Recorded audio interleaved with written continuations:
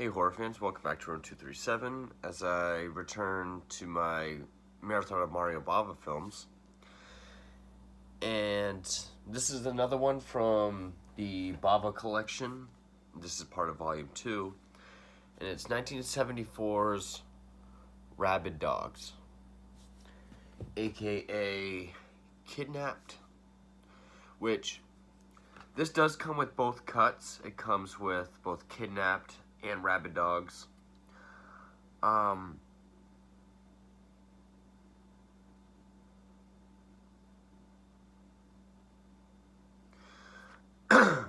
Which, now, before reading, I saw that Rabid Dogs was 96 minutes and Kidnapped is 95.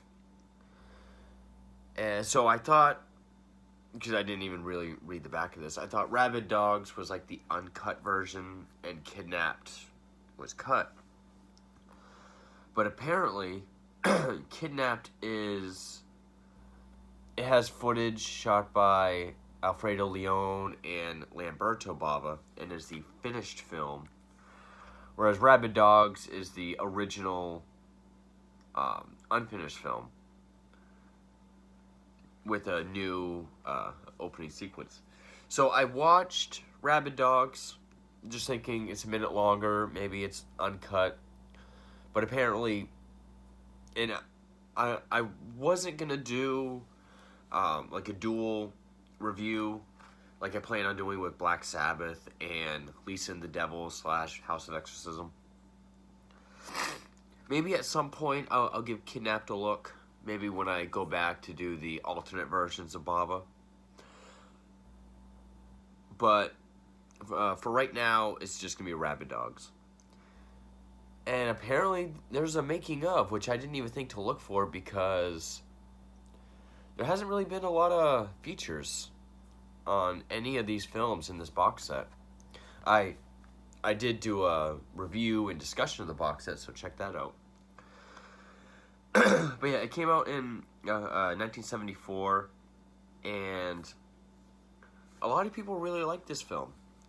It was remade in 2015, which I haven't seen. I'm not really in a hurry to check it out. If I come across it, I'll check it out. But this is kind of the underrated film. I mean, not a lot of people talk about it, but when they do, they really like it. And I have to say, I really enjoyed it. This was a change of pace for Bava. I mean, at this time, he wasn't really known for realism. I mean, he did do Bay of Blood, but, as with slashers, there's a lot of things are exaggerated. But this is a road movie. I mean, it's a formula we've seen a bunch of times. These criminals of various whatever. Here, they're robbers. Other cases, it could be something else. I mean, we've seen it in From Dusk Till Dawn, the hotel sequence in Devil's Rejects, which I like From Dusk Till Dawn. I haven't reviewed it. I've always thought Devil's Rejects was overrated, especially the edgy, hardcore hotel sequence. I have reviewed Devil's Rejects, where the criminals, they take these hostages and they go on the road for their getaway. And I would say this one has more gritty realism than Bay of Blood. And because of the realism, he doesn't really use his typical... typical kind of makes it sound bad, but what he's known for, his beautiful color filters and color designs and that kind of cinematography.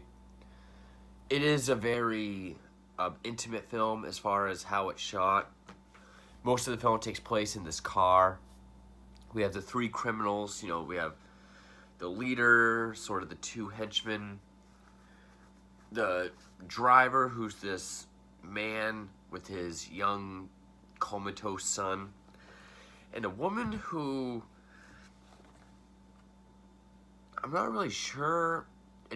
At first, I thought it was his wife and the mother of the son, but I'm guessing it's not. I mean, I was reading the plot, and it doesn't really.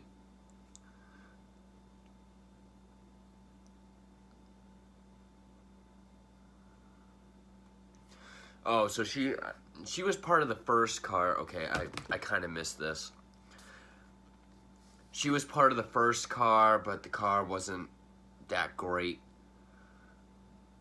And the description of the car was going to be known to the authorities soon. So they take her and they hijack another one with this guy, Ricardo, played by Ricardo Cucciola, if I pronounce that correctly. Which, the main guy is Doc, or Doctor, played by Maurice Poli. Blade, played by Aldo Capone. And a guy named 32, who's credited as Luigi Montefiore. But he's actually George Eastman, who is the writer and main antagonist of both Joe D'Amato films Anthropophagus and Absurd. I recognized him immediately. He's still got the hair and the beard.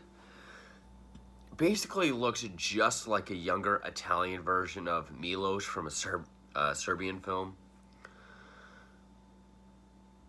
And so they have Maria, the first hostage, then this guy Ricardo. They're in his car with his son, and they're basically just sort of on the highway. They don't really have much of a destination, but it's just a lot of the things they have to deal with while on the road. Doc and Ricardo they're sort of the straight-headed ones. The Doc just wants to get away but maintain control. Ricardo couldn't care less about any of the criminals, their loot, or anything. He just wants to get his son to a hospital. So that's why he's willing to do anything. The woman is usually hysterical, and Blade and 32 are constantly harassing her, even sexually. I mean, there's even one part where she gets them to pull over so she can piss. And she's near a farm, so she decides to make a run for it. They chase after her. And when they catch up to her, they make her take her underwear off and just piss right in front of them, which they seem to find amusing. I don't know if this is one of the many films that took a lot of the exploitation, disturbing stuff from Last House on the Left. Because in the 70s, there was a lot of either movies that completely ripped off Last House on the Left or took elements from it. I mean, let alone go look at Night Train Murders, which has a bunch of Last House titles. But like Last House on the Left, they make Mary piss her pants. I don't know if that's where this came from or what. But the group starts to fall apart because they go to a store to get, some water so that Ricardo can give the kids some meds. And 32 buys some alcohol. And I know it's from 1974, but I'm going to say spoilers. And again, at some point, maybe I'll also review Kidnapped. I do plan on doing the Italian version of Black Sabbath and the House of Exorcism cut of Lisa and the Devil. But we don't really... There's not really a whole lot of outside story or B-plots. Like, we don't really see law enforcement talking about them or trying to catch them. It all is in this car. And, yeah, you don't get the Mario Bava, like, pretty purples and pinks and greens and yellows and reds. you get a lot of raw camera angles, like just be in the back seat, and you know, Blade and 32 will be acting obnoxious, and you'll see the camera like right up in Blade's face and kind of shaky. But yeah, spoilers. It starts to crumble because 32 is getting increasingly drunk, and you know, people he's trying to rape the woman in the backseat of the car. People driving by on the highway think they're just being dirty people. So, drawing attention to them, they go through this tunnel and Doc shoots him. But he's still alive. They manage to pick up this other woman at a gas station, and you know, she thinks 32 is sleeping and she won't shut up. And then I think they hit like a bump, or she pulls the towel off his face and sees all the blood. And that's when Blade kind of pretends to tell her secret and knifes her throat. But then when they dispose of the bodies, he has to shoot 32, and then he gets sick. I'm guessing it's because they were friends or associates, but I don't know.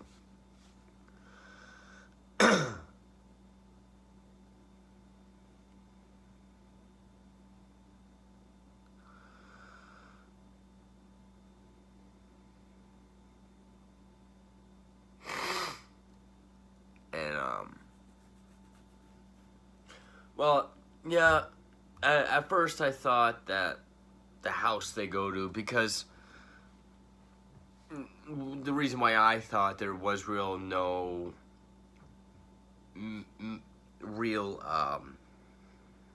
destination is because when they're on the highway, he makes them turn around, and you know, it makes it seem like they're just kind of driving to get away. But I guess the building they get to at the end is the hideout, which is this old villa. There's a backup car and some papers so Doc and Blade can get into another country. But that's when they revealed, oh, well, even though he helped us, we're still going to kill you.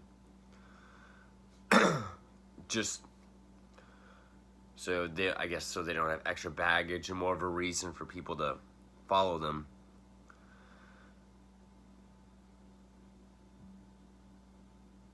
And they even want to shoot the kid, and Ricardo's like, no, please, just leave him. But that's when Ricardo pulls out this automatic weapon that he's had the whole time, shoots them,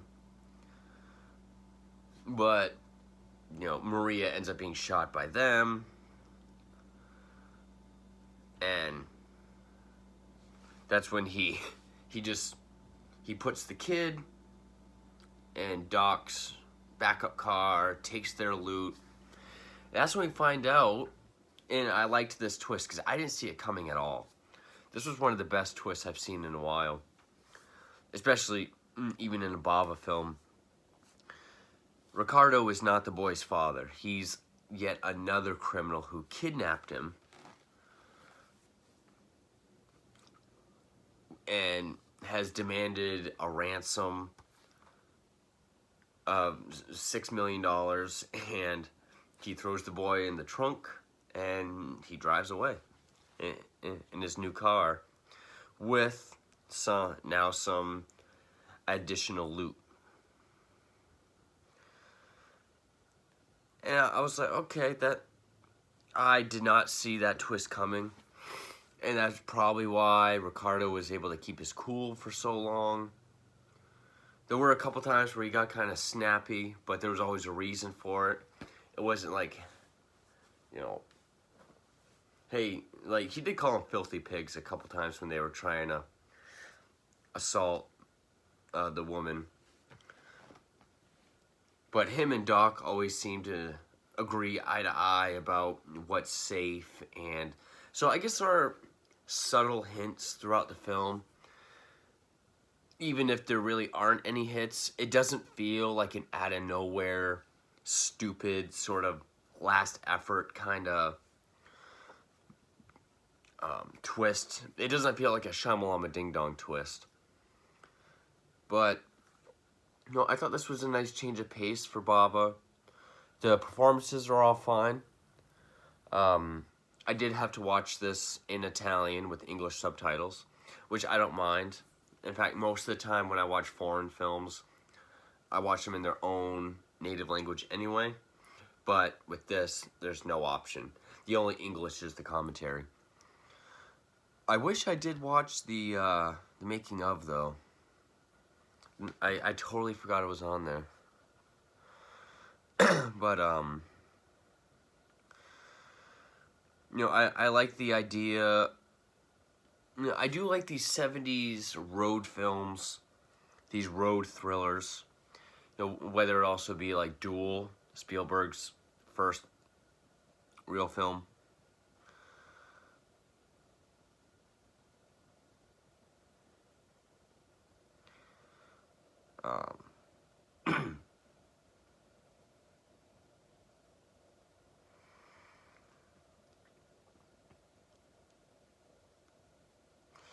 Yeah, a lot of people even had a hard time believing that this was a Mario Bava film because it didn't have the crazy colors and the touch of the supernatural, and it was kind of, I guess it was kind of like when Stephen King did like Cujo, even though there's a tiny bit of supernatural in the book of Cujo, or technically I guess you could say Eyes of the Dragon, but or like a Misery. I'm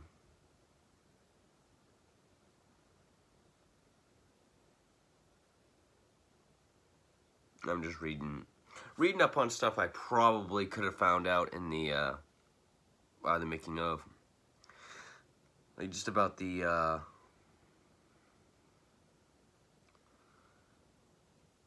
okay. I guess the only real difference was there were some more shots of helicopters, police cars, and you know, pre-credits.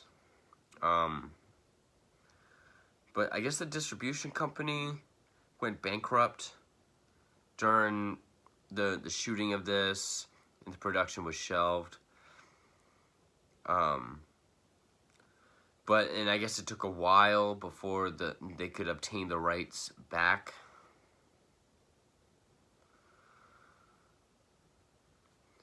And actually, I guess there was a guy, Al Lettieri, who originally had the role of Ricardo, but he was replaced. And oh my God, Alfredo Lettieri is Virgil Sollozzo in The Godfather. Okay, that would have been interesting. And he died in 1975 at the age of 47. So the year after this was finished. But yeah, he played Sollozzo.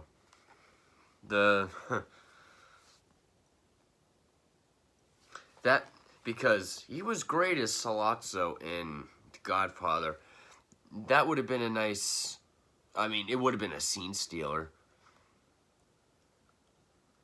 But also, I bet it would have been hard to upstage him as the bad guy, I think. But I really enjoyed this film.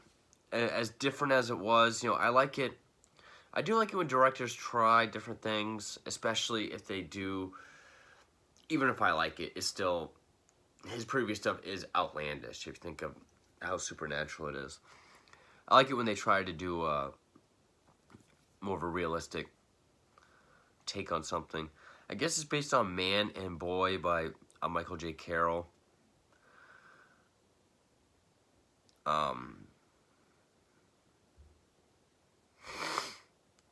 It was the producer that declared bankruptcy.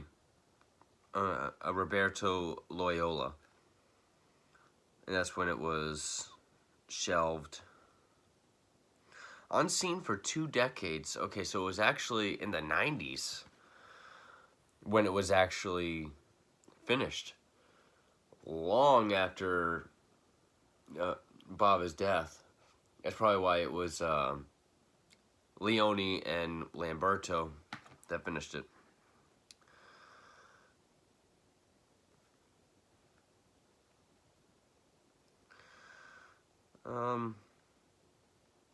But from what I can tell, it got fairly good reviews.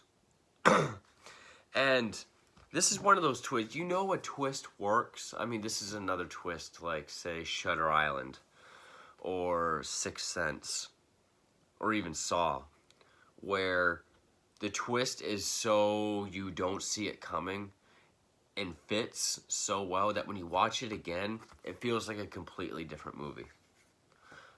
Or even like The Usual Suspects. But yeah, I really like this film. It does. I don't really know if I go as far as saying underrated, because a lot of Bava fans really do like this film. But I do see it as one. Because it's not Black Sunday, it's not Black Sabbath or Bay of Blood or Kill Baby Kill. But I had a lot of fun with this movie. Just very, stripped down, low key, very rooted and grounded, simple, but effective, and it works. Good performances. It was funny seeing, sort of fun to see George Eastman back as yet another antagonist, even before Anthropophagus and Absurd. But yeah, I really like Rabid Dogs. And at some point, maybe I'll get to Kidnapped and I'll review that as well. But yeah, thank you for watching.